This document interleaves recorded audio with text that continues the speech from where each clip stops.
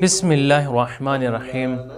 आज का टॉपिक वालिदैन पेरेंट्स माँ बाप के बारे में है कि किस तरीक़े से उनके साथ पेश आना चाहिए।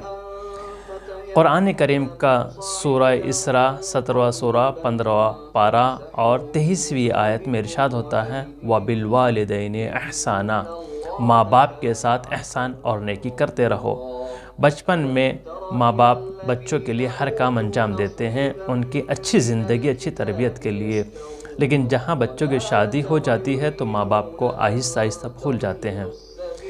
माँ वो है जो दुनिया में कोई नहीं बन सकता, यानी 24 घंटे हर वक्त हर लम्हे अपने बच्चों के लिए आमादा रहती है।